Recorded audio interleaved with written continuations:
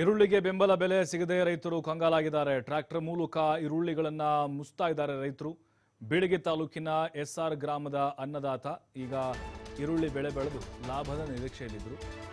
ಆದರೆ ನಿರೀಕ್ಷಿತ ಪ್ರಮಾಣದಲ್ಲಿ ಲಾಭ ಸಿಗ್ತಾರೆ ರೈತರಿಗೆ. ಹಾಕಿದಂಥ ಬಂಡವಾಳ ಕೂಡ ಆಗ್ತಾ ಇಲ್ಲ. ರೇಟ್ ಭಾಳ ಡೌನ್ ಆಗಿದೆ. ರೈತ ಪುಂಡ್ಲಿಕ್ ಏನಿದ್ದಾರೆ ಕಷ್ಟದಲ್ಲಿದ್ದಾರೆ. ಹಾಗಾಗಿ ಸರ್ಕಾರ ಕೂಡ ಸ್ಪಂದಿಸಿಲ್ಲ. ಹಿಡಿ ಶಾಪವನ್ನು ಹಾಕಿದ್ದಾರೆ. ಬೆಂಬಲ ಬೆಲೆಯನ್ನು ಕೊಡಬೇಕು ಅಂತ ಹೇಳಿ ಬಹಳ ಕಷ್ಟಪಟ್ಟು ಬೆಳೆಯನ್ನು ಬೆಳೆದಿದ್ರು.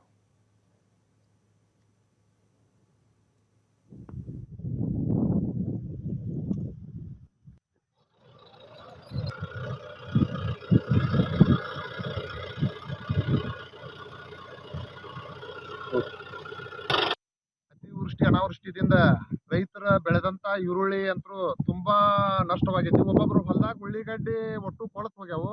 ಒಬ್ಬೊಬ್ರು ಹೊಲದಾಗ ಇದು ಭಾರಿ ಪ್ರಮಾಣದ ಉಳ್ಳಿಗಡ್ಡಿ ಇತ್ತು. ಇದು ಒಳ್ಳೆ ಕ್ವಾಲಿಟಿ ಉಳ್ಳಾಗಡ್ಡಿ ಯಾಕೆ ಮುಚ್ತಿರಪ್ಪ ಅಂತ ಹೇಳ್ಕೆಸಿಂದ ನಮ್ಮ ಸಾಬಣ್ಣ ತೊಂಡಿಕಟ್ಟಿ ಅವ್ರ ತಕ ಕೇಳಿದೇವ್ ನಾವು. ಅವ್ರ ರೈತರು ತುಂಬಾ ಕುಡ್ಲಿಕ್ ಸಾಬಣ್ಣ ತೊಂಡಿಕಟ್ಟಿ ಅವ್ರ ತಕ ಅವ್ರು ಬಂದ್ ಹೇಳಿದ್ರು, ಈಗ ನಾವ್ ಇದನ್ನ ಸೋಸ್ಬೇಕಾದ್ರ ಆಳಿಗಳ ಖರ್ಚುನ ಬಾಳ ಐತಿ. ಒಂದ್ ಆಳಿಗೆ 400 ರೂಪಾಯಿ ಪಗಾರ ಕೊಡ್ಬೇಕು. ಅವ್ರು ಒಂದು ಬಿಸಿಬಿ ಗಡ್ಡಿ ಮಾಡ್ತಾರ. ಇದನ್ನ ಮಾರ್ಕೆಟಿಗೆ ಹೋದ್ರೆ ಈಗ ನಾವು ಖರ್ಚು ಮಾಡಿದ ಅರ್ಧ ರೊಕ್ಕನೂ ಬರಂಗಿಲ್ಲ. ಮತ್ತೆ ಇದನ್ನ ನಾವು ಈ ತರನಾಗಿ ಮಾಡಿ ಹೋದ್ರೆ ಏನ್ ಬರ್ತೈತಿ? ಈಗ ನಾವು NDRF SDR ಪ್ರಕಾರ ಸರ್ಕಾರ ಇದಕ್ಕೆ ಸೂಕ್ತವಾದ ಒಂದು ಪರಿಹಾರ ಕೊಡಬೇಕು ಸರ್ಕಾರ. ಮತ್ತೆ ಇನ್ನ ಮುಂದೆ ಹೇಳ್ತೇವೆ, ಇದನ್ನ ಎಕ್ಸ್ಪೋರ್ಟ್ ಮತ್ತು ಇಂಪೋರ್ಟ್ ಇದನ್ನ ಮಾಡಿಕೆಸಿಂದ ಸರ್ಕಾರ ಇದಕ್ಕೆ ಸೂಕ್ತವಾದ ಬೆಲೆಯನ್ನು ಕೊಡ್ಬೇಕು ರೈತರಿಗೆ. ಈಗಾಗಲೇ ಹಿಂದಕ್ಕೆ 2 ವರ್ಷದಿಂದ ನಾವು ಇನ್ಶೂರೆನ್ಸ್ ಕಟ್ತಿದ್ದೆವು.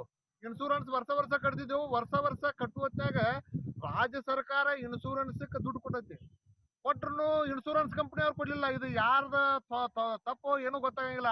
ಯಾವ್ದ ಈಗ ಏನು ಕೃಷಿ ಏನು ಹಾರ್ಟಿಕಲ್ಚರ್ ಅಧಿಕಾರಿಗಳ ತಪ್ಪು, ಏನು ಇನ್ಶೂರೆನ್ಸ್ ಕಂಪನಿ ಅವ್ರ ತಪ್ಪು? ಸರ್ಕಾರ ಈರುಳ್ಳಿ ಬೆಳೆಗೆ ನುಕ್ಸಾನವನ್ನು ಕೊಟ್ರೆ ಇನ್ಶೂರೆನ್ಸ್ ಅಂತ ಕಂಪನಿ ಅವ್ರು ಕಟ್ಟಲಿಲ್ಲ. ಈಗ ಇವರು ಹೇಳ್ತಾರೆ, ಇವರು ಒಂದು 3-4 ವರ್ಷ ಕಟ್ಟಿದ್ರು, 3-4 ವರ್ಷ